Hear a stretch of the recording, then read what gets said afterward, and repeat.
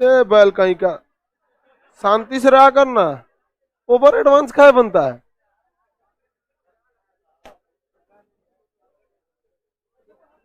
बैठ गए लोग।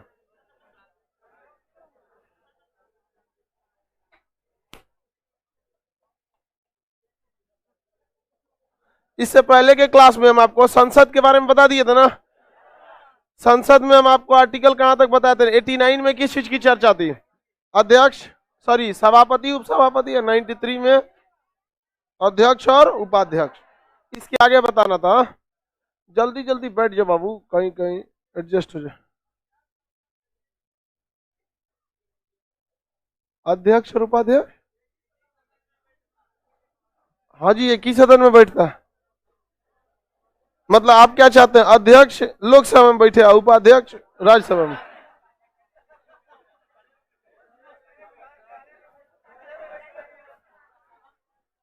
अरे हल्ला नहीं करो वो।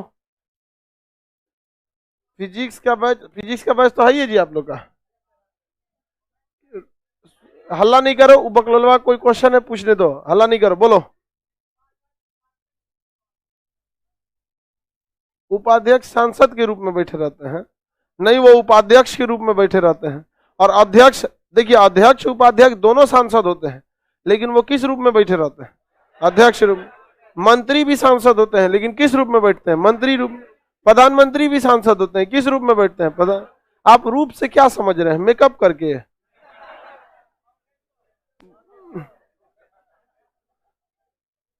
देर फाउंडेशन के चक्कर में मत पड़ बाबू, तोरे घाटा हो जाएगा। तुम्हारे पैसा का फाउंडेशन लगा के गोर हो जाएगी, फिर तुम्हारे साइड कर देगी, और उसके बाद तुम्हारे कह देगी कि तुम मेरे लायक नहीं। आगे देखिए, इधर 545, इधर 245। यहां इसकी अध्यक्षता को करने के लिए यहां एक बड़का कुर्सी लगा रहता है, चौकी बराबर। इस पर रहता है अध्यक्ष, इसके नीचे में एक छोट चौकी रहता है उपाध्यक्ष। अब लाइन से इसे कुर्सी रहता है। समझ में आ गया कि नहीं आ गया?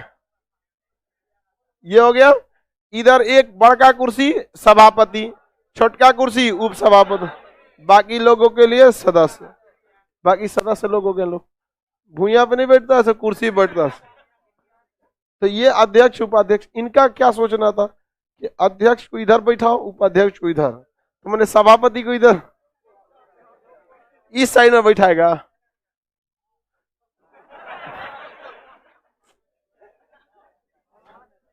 बैल है तुरे। ये बताओ, तोरे बियाह में साबलिया को बीच बराती में बैठा देगा, कैसा लगेगा?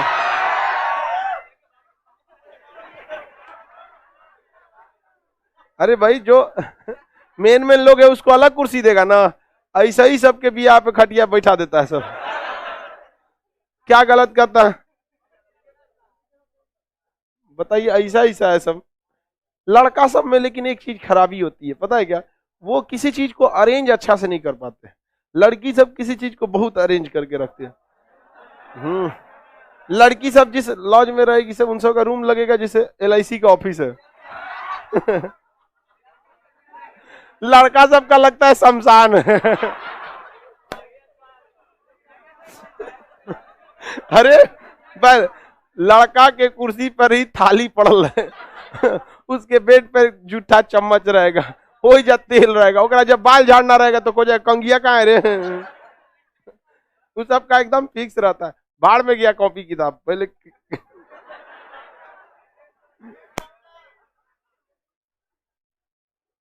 आगे चलिए, अब आगे हम लोग समझते हैं। हाँ,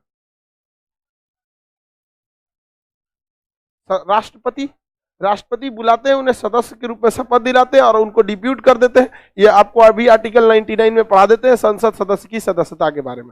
ठीक है, हम लोग अभी जहां तक देखे थे उसके आगे देखिए। 89 में सभापति था, और 89 से 92 तक सभापति के बारे में अन्य चर्चाएं थी जो आपको हम बता दिए थे। लेकिन उसे आर्टिकल के हिसाब से याद रखने का मतलब है कि अपने दिमाग पे एक्स्ट्रा बर्डन डालना।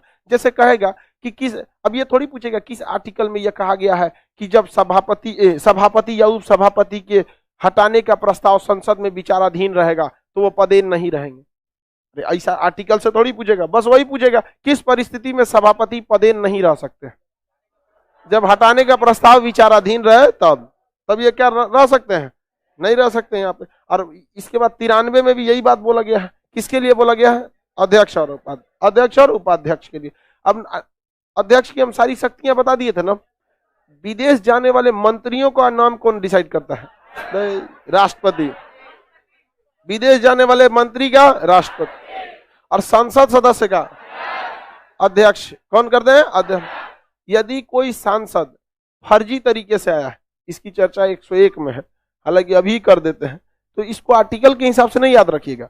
395 अनुच्छेद में आर्टिकल सारे पढ़ने आपको सब है, लेकिन सारे आर्टिकल्स याद नहीं रखने, क्योंकि जो बातें हम आपको बोल रहे हैं वो किसी न किसी आर्टिकल में ऑलरेडी अवेलेबल है। तो सारा आर्टिकल थोड़ी पूछता है जी आपको, नहीं समझे? तो कुछ आर्टिकल्स को साइड में, जैसे कहा गया है कि संसद के सदस्य की कई सारी अयोग्यताएं हैं, जिनमें जैसे अगर वो राज्यसभा, अगर संसद सदस्य है और उसको साथ साथ वो किसी विधानसभा का भी सदस्य है, तो उसे एक जगह से क्या करना पड़ेगा? त्यागपत्र। नहीं दिया है तो हटा दिया जाएगा उसको। या वो सरकारी नौकरी पर नहीं होना चाहिए, चुपके से सरकारी नौकरी पर आ गया है, तो भी क्या हो सकता है? हटाया जा सकता है वहां पर। अगर भारत की नागरिकता धोखे से लिया है, फिर भी अयोग्य करार दिया जा सकता है। तो संसद की जब अयोग्यता रहेगी, तो उस आधार पर संसद को संसद में बैठने वाले सांसद को अयोग्यता के आधार पर हटाने की जिम्मेदारी राष्ट्रपति को है। लेकिन कई अयोग्यताओं में से एक अयोग्यता होती है जिसे हम कहते हैं दल बदल। आप किसी दूसरी पार्टी को ज्वाइन कर ले तो वो हो जाता है दल बदल। तो दल बदल के आधार पर राष्ट्रपति को शक्ति नहीं है, दल बदल के आधार पर अध्यक्ष को शक्ति है। और राज्यसभा में सभापति। किसी को कोई दिक्कत नहीं है?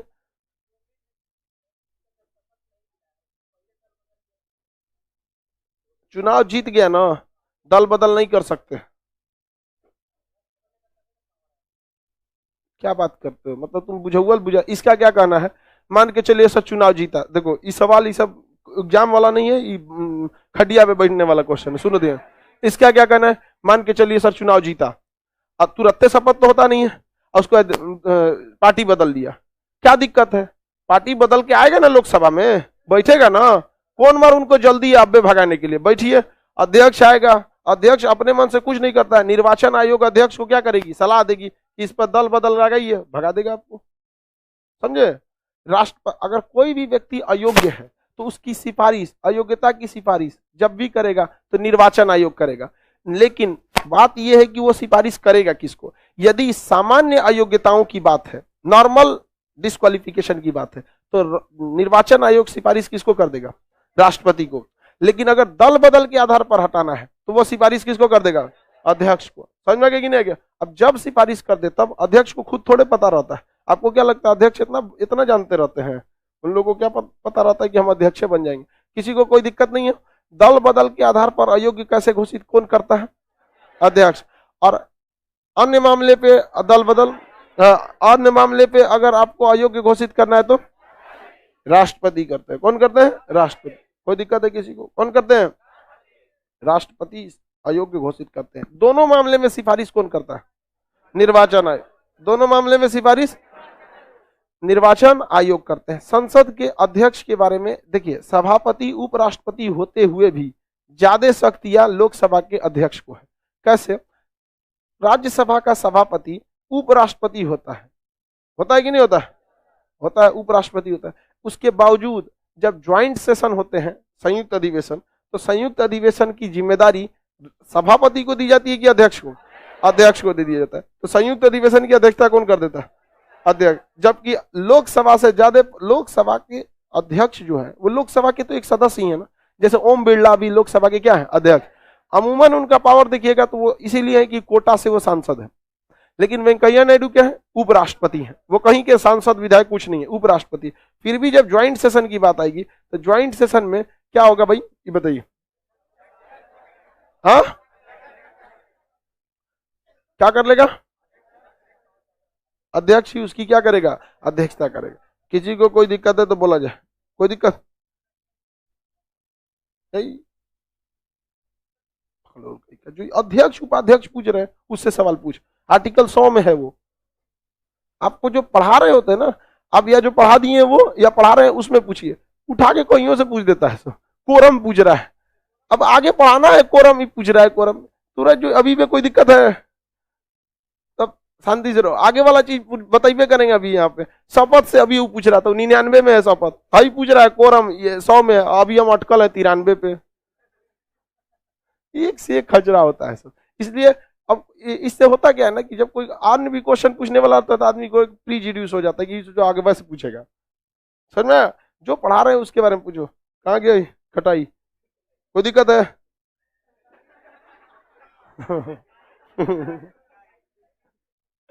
अगला देखते हैं हम लोग, संसद का सचिवालय किसके अंडर में रहता है? अध्यक्ष या सभापति? अध्यक्ष या सभापति? अध्यक्ष के अंडर में रहता है। किसके अंडर में? अध्यक्ष। देखो एक लाइव में पूछ रहा है सर सीएजी क्या होता है? बकलोल तो और हुमच दिया, 148 में है,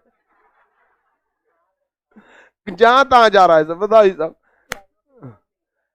आगे देखते हैं, ज्वाइंट सेशन में क्या होता है? 108 में पूरी तरह से डिटेल से बताएंगे। संसद का सारा काम उसका सचिवालय ही देखता है। संसद सचिवालय की चर्चा आर्टिकल 98 में है। सचिवालय जो होता है वो किसके अंडर में रहता है? सचिवालय को सेक्रेटरिएट कहते हैं। ये स्पीकर यानी अध्यक्ष के कंट्रोल में रहता है संसद का सचिवालय। इसमें सबसे बड़ा सचिव कैबिनेट सचिव होता है। हर डिपार्टमेंट का अलग अलग एक मुख्य सचिव भी रहते हैं। अब इसमें कैबिनेट सचिव रहता है, सारे मंत्रियों के ऊपर का वो रहता है कैबिनेट सचिव। सबसे बड़ा सचिव कौन होता है? कैबिनेट सचिव। मतलब समझिए अगर आप 25-30 साल डीएम रहे हैं कहीं इधर उधर अलग अलग डिपार्टमेंट में, तब आपको लेके कहाँ जाएगा? मतलब जो लोग यूपीएससी 30 साल के पहले क्लियर कर लेते हैं, 25 साल से पहले एकदम यंग, उन लोगों को कहाँ लेके जाता है? कैबिनेट सेक्रेटरी में ले जाता है। और ये पूरी तरह सचिवालय किसके अंडर में रहता है? अध्यक्ष के अंडर में रहता है। किसके अंडर में? अध्यक्ष। जितनी भी योजनाओं बनती हैं, डेवलपमेंट प्रोग्राम बनता है, जो डेवलपमेंट रिपोर्ट जो बनता है, तो वो सारा कौन बनाता है? सचिवालय। कौन सी सड़क को बनाना है, कौन से हाईवे को बनाना है, किस डिपार्टमेंट को बनाना है, ये कौन बनाता है? सचिवालय। अभी इस सचिवालय ने कह दिया कि जो बॉयज थे उनकी शादी की उम्र 21 साल थी, अभी गर्ल्स की भी शादी की उम्र कितनी कर दिया? 18 से कितना किया जा रहा है? 1। गवर्नमेंट की एक खराबी कोई चीज वह करने के बाद बताती है। कितना आदमी हो जाएगा अयोग्य में घोषित हो जाएगा। भारत में सबसे ज्यादा शादियां जो होती है इसी बीच में होती है, सबसे ज्यादा 18, खास करके गर्ल्स का 18 से 21 के बीच में। गवर्नमेंट किसान विधेयक लाई बिना किसान को बताए, जीएसटी लाई बिना व्यापारी को बताए, एनआरसी लाई बिना नागरिकों को बताए, मैरिज एक्ट ले आ रही है बिना बताए। इससे जानते हैं भारत की वर्ल्ड में रैंकिंग बहुत घट जाएगी, क्योंकि भारत में इतने इस बीच भारत में 40% महिलाओं की शादी 18 से 21 के बीच में होती है। 40%। गांव में तो कोई 21-22 नहीं करने देता। हाँ देखो 23%, सुनो ध्यान से, 23% शादियां आज भी भारत में 18 साल से कम उम्र में होती है, और 40% शादी जो होती है 18 से 21 में हो जाती है। लगभग 63% किस में हो जाती है? इसी में, 21 से पहले हो जाती है। अब भारत का रैंकिंग जब बनेगा तो भारत को चाइल्ड मैरिज एक्ट के तहत अपराधी घोषित हो जाएगा सब। कौन सा? 63% सब। आज भी गांव में जो है वो महिलाओं लड़कियों को मतलब ऐसा लगा जाता है कि इसको जल्दी से जल्दी क्या कर दो, ब्याह शादी कर दो, जल्दी से जल्दी। यहाँ पर बहुत जल्दी इंटर मैट्रिक पास की, इंटर से खोजाना चालू हो गया, और वहां से semifinal, final, graduation first year तक फाइनल। ग्रेजुएशन ज्यादातर लड़कियां ससुराल से पूरा करती हैं गांव में अगर रहेगी तो। समझ में आ गया कि नहीं आ गया? और कई लोगों को देखिएगा ग्रेजुएशन फर्स्ट ईयर में बिया हो गया, थर्ड ईयर में एडमिट कार्ड भी साथ रहेगा, एगो बाबू भी साथ रहेगा। चुप भूगोल का चुप रहे, भूगोल के क्वेश्चन होने।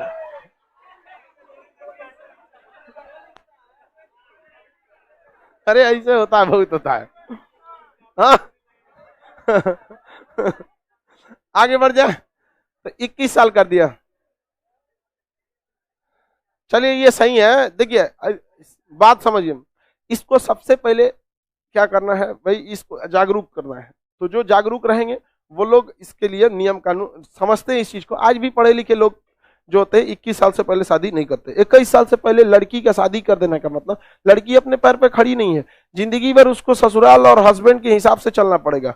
नहीं ज्यादा कुछ अपने पैर पे कहाँ खड़ी हो सकती है, कुछ बोल देगा, सुनो ध्यान से यहाँ पर, और थोड़ा सा पढ़ी लिखी रहेगी, स्टेबल रहेगी, तो वो भी कुछ ज्यादा नहीं बोलेगा। समझ में आ गया कि नहीं आ गया? और लड़की सबको भी अगर स्टेबल हो गई तो ही ना कि मुंह में तोप लेके घूमे, हमरा बोलेगा ऐसे क्या।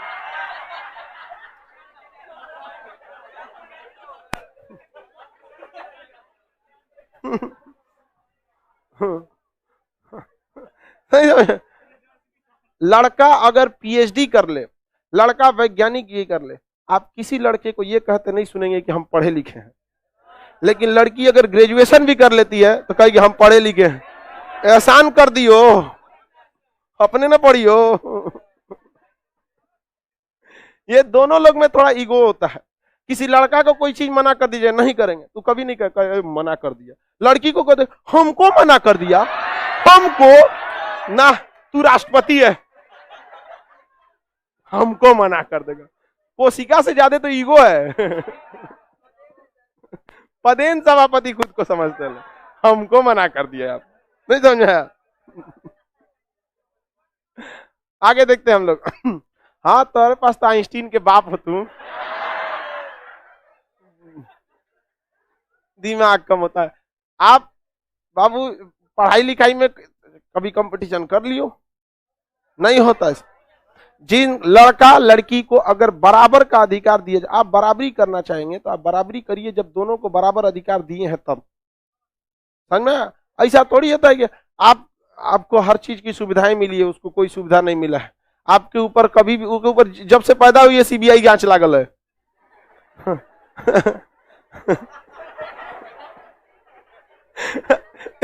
कपड़ा पहला ने रेलिंग पे अगर गई है 10 मिनट के जगह आधा घंटा हो गया, कौन सी करी थी रे।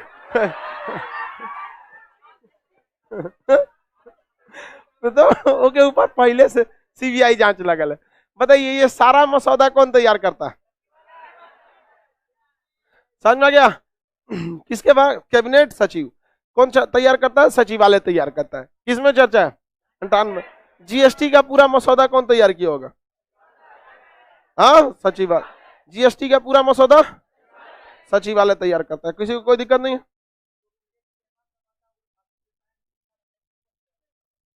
विदेशी भाषा देखो बकलोलवा, वो अपन यहाँ से तैयार करके लाया रहता नहीं। अजीब आदमी है ये, कह रहा है कि विदेशी मेहमान जो भाषण देता है उसका भाषण कौन तैयार करता है? वो अपने यहाँ से तैयार करके लाया है। मैंने तुम क्या चाहता है कि अगर जो बाइडेन अमेरिका के हैं तो अपन ना तैयार करके लाएंगे? तो ट्रांसलेशन कर रहा है, मतलब उसको हिंदी में कौन करता है? ये कौन सा बड़ बात है? ट्रांसलेटर होता है। ये तो आजकल गूगल आ गया है, ट्रांसलेट कर देता है। माइके लगा रहता है ट्रांसलेशन का, इधर से बोलेगा कुछ और उधर से ट्रांसलेट करके वो बोल देगा। समझ में गया कि नहीं क्या? ये सब कौन सा बड़ बात? इसका कहना है कि वो हम ही लोग तैयार करें भाई विदेश। अब मोदी जी भाषण लिख के ले जाते हैं तो अपना ना लेके जाते हैं। अनुच्छेद 99 में शपथ है, क्या चीज है? शपथ। देखिए संसद सदस्यों को शपथ दिलाने की जिम्मेदारी राष्ट्रपति को है, लेकिन इस पे स्पष्ट कहा गया है कि राष्ट्रपति स्वयं या अपने द्वारा किसी चुने गए व्यक्ति द्वारा नवनिर्वाचित सांसदों को शपथ दिलाने का काम करेंगे। कौन करेगा? राष्ट्रपति। तो राज्यसभा में तो बड़ा सा सिंपल है, क्योंकि राज्यसभा में होते हैं सभापति जो खुद उपराष्ट्रपति के पद पर होते हैं। तो राष्ट्रपति ने किसे शपथ दिलाया है? उपराष्ट्रपति को। तो राज्यसभा में कोई भी आएगा तो शपथ कौन दिला देंगे? उपराष्ट्रपति। सभापति। राज्यसभा में कोई भी आएगा कौन दिला देगा? सभापति दिला देगा। और लेकिन लोकसभा की बात करेंगे तो लोकसभा में राष्ट्रपति बस एक को शपथ दिलाते हैं, प्रोटेम स्पीकर। किसे दिलाते हैं? Pro tem speaker. बुलाते हैं इधर इधर इधर। कितना साल से सांसद है? 25 साल हो गया, हमारा 30 साल हो गया। पता है ना कैसे कैसे क्या होता है? हाँ हाँ पता है, पता है ना, मारधार भी हो जाता है। अरे महाराज सब हम करके बैठे हैं। कहा तुम एक नंबर प्रोटेम स्पीकर है। काय को का कुर्ता फाड़ा? कहा कि महाराज इतना अनुभव है, राजीव गांधी से फाड़ते आ रहे हैं। बच गए मनमोहन सिंह ने तो उन्होंने फाड़ दिए रहते। कहा ये प्रोटेम स्पीकर लायक ठीक है, ये संभाल लेगा अलगे। तो उसको क्या शपथ दिलाते हैं? प्रोटेम स्पीकर का। और प्रोटेम स्पीकर बाकी लोगों को क्या कर देता है? शपथ दिलाता। संविधान में स्पष्ट नहीं लिखा है कि प्रोटेम स्पीकर ही शपथ दिलाएंगे, बल्कि संविधान में आर्टिकल 99 में लिखा है कि राष्ट्रपति के समक्ष या राष्ट्रपति द्वारा नामित किसी व्यक्ति के समक्ष नवनिर्वाचित सांसदों को शपथ ग्रहण करना होता है। समझ में आ रहा है कि नहीं आ रहा है? किसी को कोई दिक्कत है? आगे बढ़ जाए। ये शपथ की चर्चा किसमें है? 99। सचिवालय की चर्चा, सचिवालय की चर्चा 100 में है कोरम। 100 में है क्या है? कोरम। क्या होता है कोरम? गणपूर्ति। गणपूर्ति। देखिए लोकसभा में कितने सदस्य? 545। राज्यसभा में 245।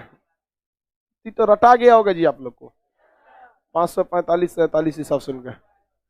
देखिए ध्यान से, इसमें 545 है, इसमें 245 है, लोकसभा और राज्यसभा में। अब जैसे आप ही लोग हैं यहाँ पे, इतने लोगों का क्लास है, ऑनलाइन में भी है ऑफलाइन में भी है, लेकिन कोरम जो होता है, कभी बरसात के समय में अक्सर ऐसा होता था स्कूल कॉलेज में कि आदमी, बारिश हो जाता था स्कूल के टाइम पे, तो कुछ लड़के आ जाते थे और कुछ लड़के नहीं आते थे, तो टीचर डिसाइड करता था क्लास होगा या छुट्टी दे दिया जाए। तो वो किस पर डिसाइड करता था? कोरम पर। किसे डिसाइड करेगा? कोरम पर डिसाइड करता था। समझ में आ गया कि नहीं? किस पर डिसाइड करेगा? कोरम। कोरम को क्या कहा जाता है? गणपूर्ति। तो कोरम का स्पेलिंग गलती हो गया जी, QUA होता, कोरम होता, कोरम होता। आगे समझिए ध्यान से, कोरम पर डिसाइड किया जाता है किस चीज को? कार्रवाई को। जैसे अगर मान के चलिए बारिश हो रहा है, अब बहुत सारे बच्चे नहीं आ पाए, और लेकिन 70% लड़के आ गए, क्लास होगा कि छुट्टी? 20% आया, हाँ नहीं होगा। समझ में आ गया कि नहीं आ गया?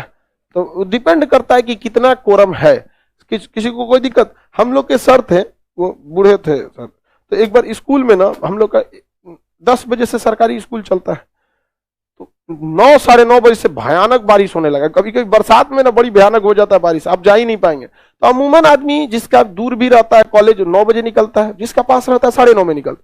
9 बजे से भयानक बारिश हो रहा था और रुका ही नहीं बारिश, से 11-12 बजे तक कंटिन्यू रहा।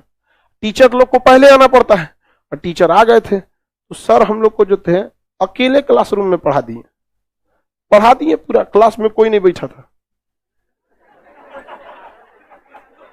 हाँ पढ़ा के चल दिए, एकदम पढ़ा दिए वहां पे। बहुत मुडियल टाइप के आदमी थे वो। तो प्रिंसिपल पूछे कि सर क्या कर रहे हैं आप? तो कह रहे हमारा जो काम है हम कर रहे हैं। तो पहले रिटायर हो गए, अभी पहले के लोग बड़े सिद्धांतवादी थे बहुत। वो कहे कि हम रिटायर होने वाले हैं, 2 महीना में रिटायर हो जाएंगे, 60 साल की उम्र में हम आ सकते हैं। तो ये इतने यंग लड़के हैं, इंटर के क्लास के लड़के हैं, ये नहीं आ सकते हैं, बाहर में जाए सभी सब। हम लोग दोबारा कहते रह गए पढ़ाने के लिए, तो कहें कि पूरा चैप्टर में किसी को डाउट नहीं था, खत्म हो गया। डाउट पूछने वाला था कहाँ वहां? कोई नहीं पढ़ा उनसे, कोई उनसे ज्यादा अकड़ता भी नहीं था। पूरा स्कूल एकदम हड़कल रहता था, आएंगे एकदम आराम से, 60 साल के थे, एजेड एकदम, बहुत मन से पढ़ाते थे। और कुछ सरकारी टीचर इतने बेहतरीन मिले हम लोग को, और कुछ इतना खचरा मिला। एगो स्पिरिट पी जाता था, नशेड़ी था, तो उसको हम लोग टीचर की इज्जतों के नजर से नहीं देखते। प्रयोगशाला में सरकार भेजती थी बच्चों को। देखिए आप जब भी लैब में आग जलाइएगा किसी चीज को बर्न करने के लिए, तो मिट्टी तेल से नहीं जला सकते, क्योंकि टेस्ट ट्यूब जो होता है उस पर रीडिंग्स लिखी रहती है। ये जो टेस्ट ट्यूब होता है ना, इस पे ऊपर रीडिंग्स लिखी रहती है। अगर आप मिट्टी तेल से जलाइएगा तो मिट्टी तेल जब जलता है तो धुआं देता है, तो इस पे रीडिंग काला हो जाएगा, पता ही नहीं चलेगा 4 ml की 5 ml है। तो स्पिरिट से आग लगानी पड़ती है। तो स्पिरिट से जब आग लगाएंगे ना, तो उस वक्त में इसमें धुआं नहीं देता है, तो ये गर्म भी हो जाएगा, रीडिंग भी। वो स्पिरिट में पी जाते थे। हम कहा कि सर प्रैक्टिकल नहीं कराते हैं। देखिए फिजिक्स वाले सर कराते हैं, इधर बोला, इधर एक झापड़ मार दिया, हाँ झंझना गया। हमरा सिखाएगा तू, हमरा सिखाएगा, सोचा मार दिया हमको यहाँ पर। उसके बाद अजब टाइप के थे वहां पे, तो गलत। अब छोटा लड़का आदमी इंटर में रहता है, उतना बुद्धि नहीं रहता, डर जाता है आदमी, मार और देता है कोई। तो हाँ, तो मोटरसाइकिल से आते थे, उनका पंचर कर दिए थे लंगड़ा प्रकार से। हाँ, शाम को कह रहे हैं कि देखो हम वही थे। सर क्या हो गया सर? कौन खचरा पंचर कर दिया। हम कहे सर काम उम हो रहा है ना, काटी उटी गिरा होगा। ढकेले तो हम कहे हमारा क्लास है।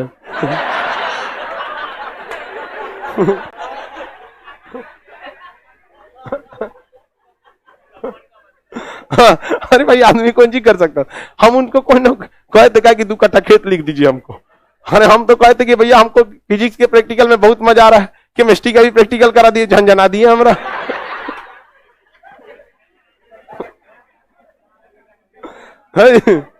खाली अपन गांव का बतियाएगा बात, हमारी गांव में ऐसा होगी, गांव में ऐसा। अरे भाई आप जो चीज बता रहे हैं तो आप उसको टॉपिक से रिलेटेड बताइए ना। अब अपने गांव का बात काहे बता रहे हैं? कोरम है तो कोरम से रिलेटेड बात बताएंगे। तो बताइए संसद में भी ऐसी स्थिति हो सकती है कि नहीं हो सकती है? बारिश हो सकती है, कुछ भी हो सकता है, तो या कोई ऐसा इवेंट हो सकता है कि जहां सारे लोग बिजी हो सके। तो कम से कम कहा गया है कि कोरम में 10%, 10% यानी 1/10 को आप क्या कह सकते हैं 10%। तो कम से कम कार्रवाई चालू करने के लिए 10%। तो 10% का मतलब होता है एक जीरो लगा दीजिए, 54.5 आदमी तो आएगा नहीं, 55 आदमी। तो लोकसभा में कम से कम 55, राज्यसभा में 25, कम से कम कितना रहना चाहिए 55। अगर 55 भी नहीं है, 54 है, तो अध्यक्ष क्या करता है? कार्रवाई को रोक देता है। कहता है कोरम पूरा न होने के कारण सदन की कार्रवाई को स्थगित की जाती है कि लेकिन क्या अध्यक्ष, इधर कौन बैठता है? अध्यक्ष। क्या अध्यक्ष सदन का सत्रावसान कर सकते हैं? नहीं। सत्रावसान कौन करेगा? राष्ट्रपति। अगर इधर भी अगर कोरम पूरा नहीं है तो सत्र को कौन स्थगित कर सकते हैं? सभापति। लेकिन क्या विघटन कर सकते हैं? इसको सत्रावसान कर सकते हैं? नहीं। कार्रवाई को क्या कर सकते हैं? स्थगित कर सकते हैं। क्यों कर सकते हैं? अगला कोरम पूरा होने तक गण पूर्ति नहीं है। गण मतलब होता है लोग, पूर्ति मतलब पूरा करना। गण पूर्ति के अभाव में सदन की कार्रवाई को क्या किया जा सकता है? स्थगित किया जा सकता है। किसमें चर्चा है? 100 में। तो 98, 99, 100 समझ में आ गया कि नहीं आ गया? इससे पहले भी आर्टिकल्स थे, हम आपको पढ़ा सब दिए हैं। लास्ट जब क्लास होगा या फिर नेक्स्ट जो पीडीएफ देंगे उसको आपको अनुच्छेद 1 से लेकर 395 का अनुच्छेद दे देंगे। आप उसमें देख लीजिएगा, जो जो चीजें बताए हैं वो आर्टिकल्स में लिखे हुए हैं, लेकिन हर चीज को आप आर्टिकल्स के हिसाब से नहीं याद रखना। समझ में गया? क्या हो गया बाबू? अच्छा हटो, उसको तबीयत सही नहीं है, निकलने दो उसको। देखो लड़की लोग सबको जब भी कोई दिक्कत हो पहले से इसको इन्फॉर्म हो गया, यहाँ पे आभास हो गया, इसको जाने दो बाबू, हट जाओ। गर्मी हो जाता है कभी क्लास में ज्यादा होने को। वैसे सर 94, 95, 96, 97 बताइए। अभी तो वही बता रहे थे ना।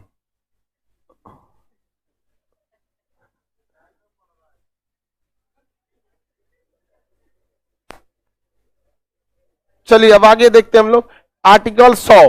क्या देखते हैं? आर्टिकल 100। देखिए 100 तो देख ली, 101 से 104 तक में आपको संसद का पद कैसे खाली होगा, खाली होगा तो कितना रुपया पेनाल्टी लगेगा, 500 रुपया डेली के हिसाब से जुर्माना लगेगा। ये सब की चर्चा कितना है? 100 लेके 104 तक है।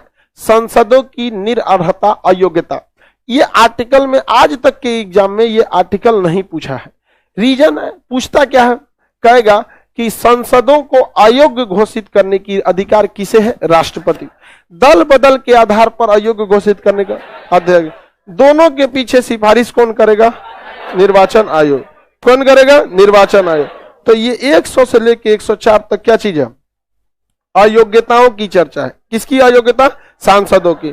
कैसे कैसे पद रिक्त होगा, अब आप पढ़ेंगे तो अजीब सा होगा, आपका इंटरेस्ट ही खत्म हो जाएगा। 101 में क्या कहा है कि किन किन परिस्थितियों में सांसद का पद खाली होगा।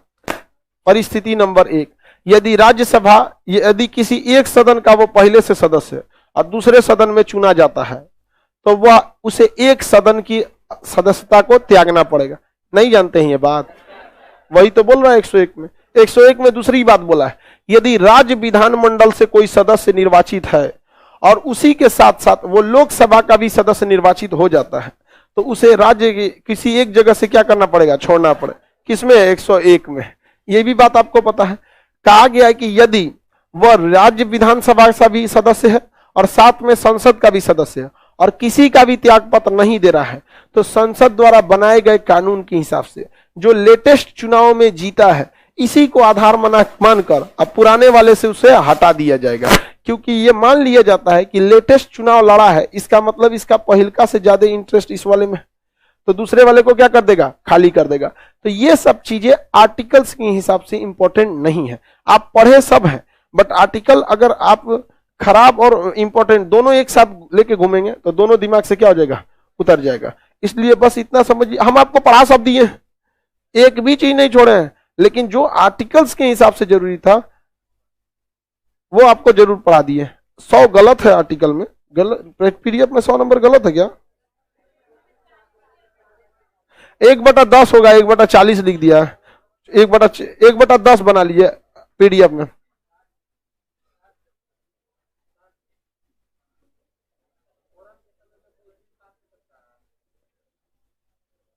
बढ़िया, 1/10 बना लिए। वो गलती से टाइपराइटर का मिस्टेक हो गया, कुछ टाइप कर देता है। बाबू का क्वेश्चन है, सुनिए ध्यान से, कोरम के समय कोई विधेयक पारित हो सकता है। अब बात क्या है समझे में नहीं आया, आप अटका दिए कोरम पर। कोरम से नीचे रहेगा तो कार्रवाई नहीं चलेगी संसद में, सबको घरे भेज दिया जाएगा, स्थगित हो जाएगा। कोरम से एको को ज्यादा है या एक्यूरेट कोरम के बराबर है 55 में, तो संसद की कार्रवाई चलेगी, अब विधेयक पारित हो जाएगा। समझ में गया कि नहीं गया? हुआ भी यही है।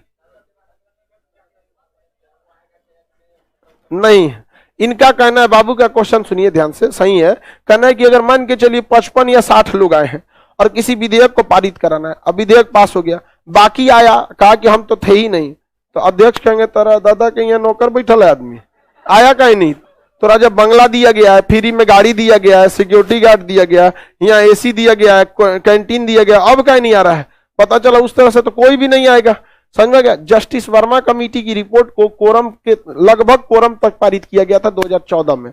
2012 में निर्भया का जो दामिनी या निर्भया रेप केस जो हुआ था, उसमें एक छोटा जो बच्चा था 17.5 साल का, सबसे बड़का आरामी वही था।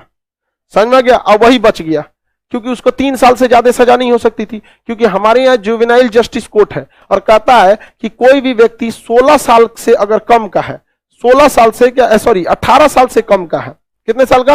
18 साल से कम का है, तो उसको अधिकतम आप 3 साल की ही सजा दे सकते हैं, क्योंकि जुवेनाइल जस्टिस एक्ट कहता था कि 18 साल से कम उम्र के लड़कों को नाबालिग मान लिया जाता है, कितना भी बड़ा अपराध कर दे तो क्या हो जाएगा?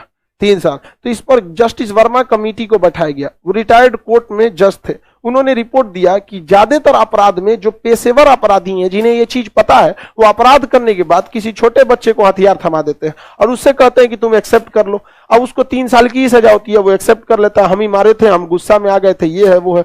3 साल बाद वो क्या हो जाता है? छूट जाता है। उसके बाद भी इसको 3 साल तक आप जेल में नहीं रख सकते हैं, बाल सुधार गृह में रख सकते हैं, हथकड़ी नहीं लगा सकते।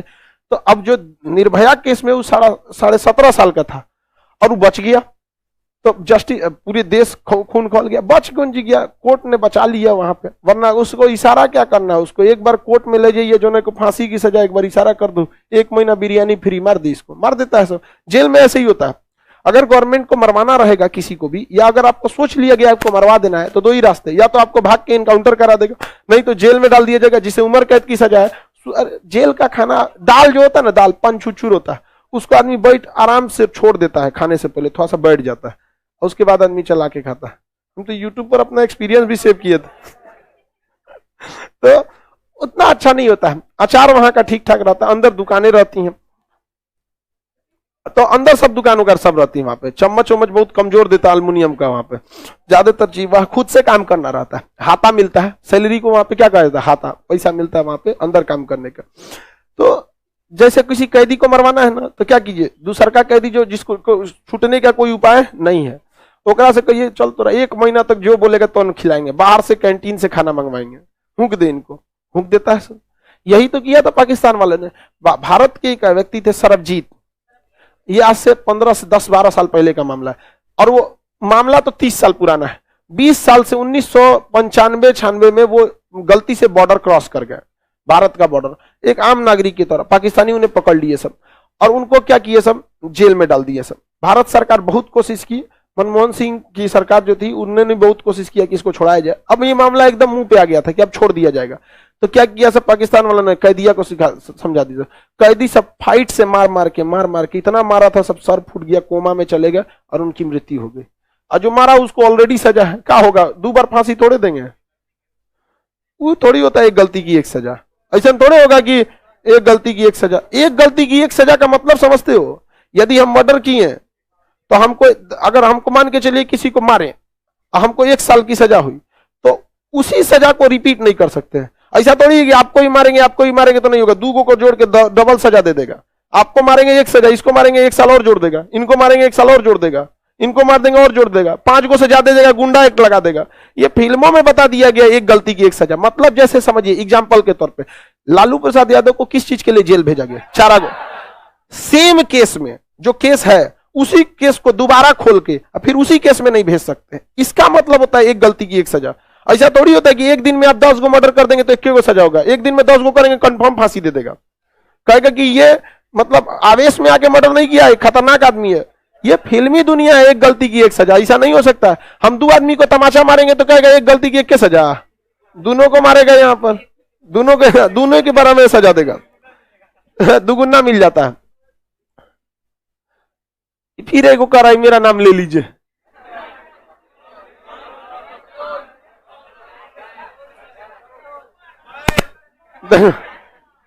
तुम्हारा नाम नहीं पूछे।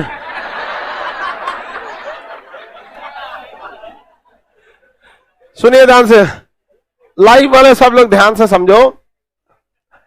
लेकिन उसके बाद पूरी देश का खून खोल गया उस लड़के के ऊपर। आप बताइए सरकार को मरवा देना चाहिए कि नहीं? उसको आराम से मरवा देना चाहिए इन सबको, अब बढ़िया से एकदम मार देना। आखिर फांसी की हुआ लेकिन उस ससुरा छोटका बच गया।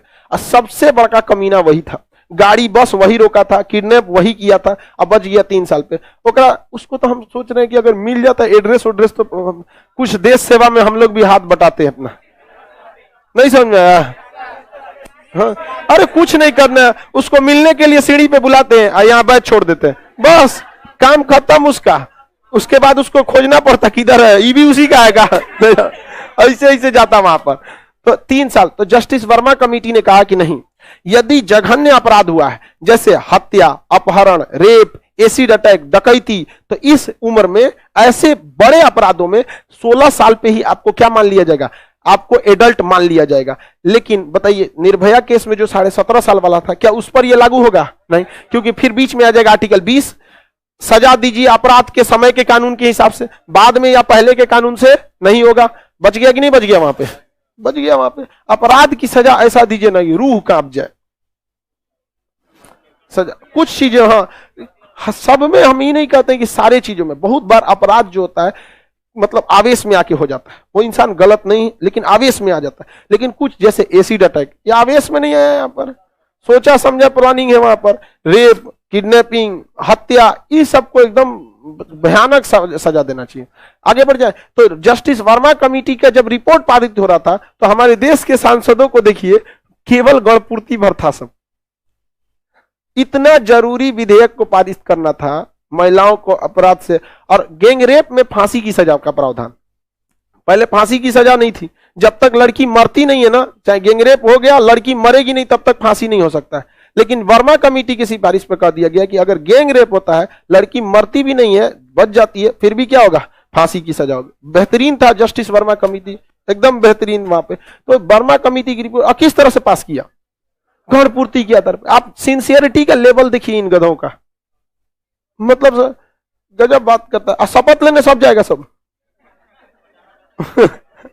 आगे बढ़ जाते हैं तो ये आपका गणपूर्ति वगैरह समझ में आ गया कि अपराध क्या है। ये पूछ रहा है सर दामिनी वाला मैटर क्या था? तुम 2012 के बाद पैदा हुआ है क्या? यह पूरी दुनिया को हिला के रख दिया वो केस, और ये पूछ रहा है कि क्या मैटर है। आगे बढ़ जाता है। अब इसके बाद जो आर्टिकल्स आता है इंपॉर्टेंट, उसमें 108, 109, इसके बाद कंटिन्यू इंपॉर्टेंट है। कहां तक? 108 से लेकर कंटिन्यू 148 तक इंपॉर्टेंट है, एक भी गैप नहीं। पूरा का पूरा क्या है? एकदम कोई भी गैप नहीं होना चाहिए। 108 में क्या चीज है? संयुक्त अधिवेशन। 108 में क्या है? संयुक्त अधिवेशन कौन बुलाता है? राष्ट्रपति। संयुक्त अधिवेशन कब बुलाया जाता है? लोकसभा, राज्यसभा। लोकसभा में 500, राज्यसभा में 200। देखिए संयुक्त अधिवेशन की चर्चा आर्टिकल 108 में है। आर्टिकल 108 में इसे हम ज्वाइंट सेशन कहते हैं। क्या कहेंगे? Joint session. ज्वाइंट सेशन के नाम से जानते हैं, हिंदी में कहते हैं संयुक्त अधिवेशन। संयुक्त अधिवेशन, अधिवेशन, ज्वाइंट सेशन। संयुक्त अधिवेशन बुलाने का काम किसका है? राष्ट्रपति के। कौन बुलाते हैं? राष्ट्रपति। अध्यक्षता कौन करते हैं? अध्यक्ष। अध्यक्षता कौन करते हैं? अध्यक्ष करते हैं। देखिए ये 3 कंडीशन में बुलाया जा सकता है। किसी एक सदन द्वारा किसी पारित विधेयक को दूसरा सदन मानने से इनकार कर दे, क्या कर दे, मानने से इनकार कर दे, या किसी एक सदन द्वारा दिए गए सुझाव को दूसरा सदन मानने से इनकार कर दे, या किसी एक सदन द्वारा पारित विधेयक को दूसरा सदन 6 महीने से ज्यादा के लिए अटका दे। इन 3 कंडीशनों में संयुक्त अधिवेशन बुलाया जा सकता है। कितने कंडीशन? 3। सलाह मानने से इनकार कर दे, पारित विधेयक को पारित करने से इनकार कर दे, सलाह इनकार करे, पारित न करे, या 6 महीने से ज्यादा अटका दे। 3 कंडीशन याद रहेंगे आप लोग बाउंड्री से ना, कोई दिक्कत? कितने हो गए बताइए? तीनों का ना कितने कंडीशन में आ सकते हैं? कौन कौन?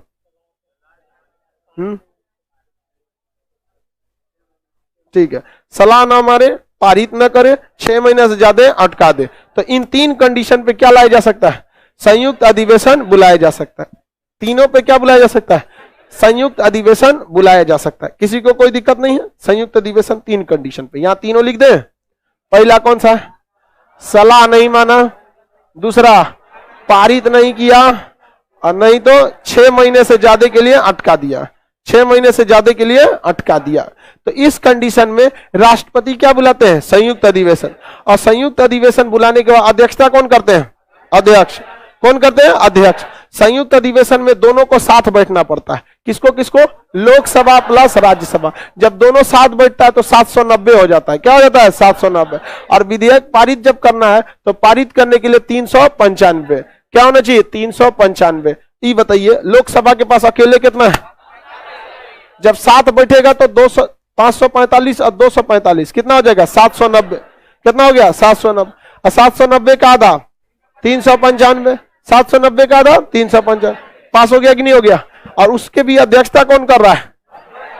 कौन कर रहा है? अध्यक्ष। लेट सपोज मान के चलिए सुनिए कैसे अध्यक्ष की मनमानी चलती है लोकसभा की। ओम बिरला साहब है, किसी विधेयक को लेकर विवाद हो गया, जैसे अभी ये जो मैरिज एक्ट वाला विधेयक है, इसको लेकर क्या हो गया? विवाद हो गया। इस विवाद में लोकसभा चाहती है पास कर दे, राज्यसभा चाहती है नहीं पास करे। ठीक है, अब क्या आएगा? संयुक्त अधिवेशन। संयुक्त अधिवेशन की अध्यक्षता कहां का है? लोकसभा। लोकसभा चाहती है पास करना, और राज्यसभा क्या करेगा? विरोध। कितने हैं सब? राज्यसभा में 245। सस्पेंड करने का अधिकार किसको है? अध्यक्ष। 245 को सस्पेंड कर दे। भागो लोग यहाँ पे, न तो इनसे जोरन भर का छोड़ दे, न तो हल्ला करेगा सब थे ही नहीं। मान के चलिए 245 राज्यसभा वाला है सब ना, 150 को सस्पेंड कर दो, जाओ यहाँ पे। अब बच्चा सब कौन सा? लोकसभा वाला। पारित नहीं करा लेगा सब। तो संयुक्त अधिवेशन में लोकसभा की क्या चलती है? मनमानी चलती है। हमेशा से लोकसभा को क्या दिया गया है? शक्ति दिया गया है। लोकसभा को शक्ति दिया गया है। समझ में गया कि नहीं आ गया? किसी को दिक्कत? 3 कंडीशन में संयुक्त अधिवेशन नहीं लाया जा सकते, नहीं लाया जा सकता। पहला महाभियोग। अगर महाभियोग ले आना है तो आप कभी भी संयुक्त अधिवेशन नहीं ला सकते।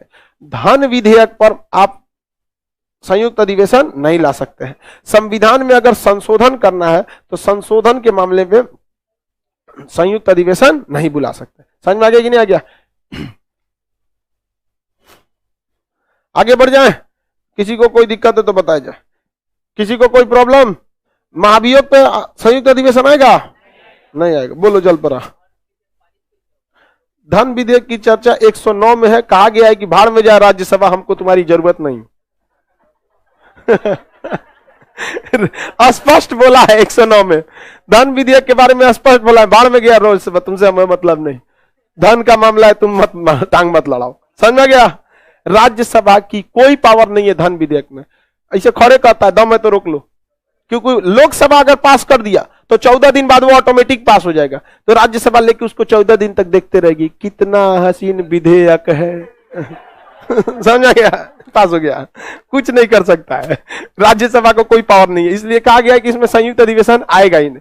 और महाभियोग और संशोधन में कहा गया है कि दोनों सदनों को अलग अलग पास होना जरूरी है। समझ में आ गया कि नहीं आ गया? अब तक 3 बार संयुक्त अधिवेशन को बुलाया जा चुका है। 1961 दहेज खत्म करने के लिए, 1978 बैंकिंग सुधार के लिए, 2001 में पोटा अधिनियम दहेज उन्मूलन के लिए, और यहां पर बैंकिंग सुधार के लिए, और इसमें पोटा प्रिवेंशन ऑफ टेररिज्म एक्ट पोटा के लिए लाया गया था। कितनी बार अब तक संयुक्त अधिवेशन?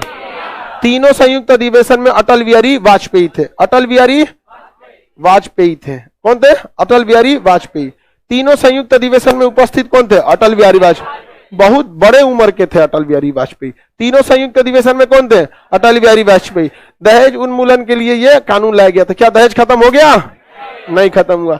बैंकिंग सुधार में तो बहुत सारा सुधार हुआ भी। सिंगल विंडो सिस्टम आ गया, राष्ट्रीयकरण हो गया। बैंकिंग में तो अब सिंगल विंडो सिस्टम हर जगह। सिंगल विंडो सिस्टम का मतलब होता है, पहले क्या था कि एगो खिड़की रहती थी जमा करने वाली, एगो खिड़की रहती थी पैसा निकालने वाली। तो कभी ससुरा खाली निकालने वाला पे भीड़ है, जमा करने वाला कहीं नहीं बना रहा। आज तो कोई जमे नहीं कर रहा है, समझ में गया?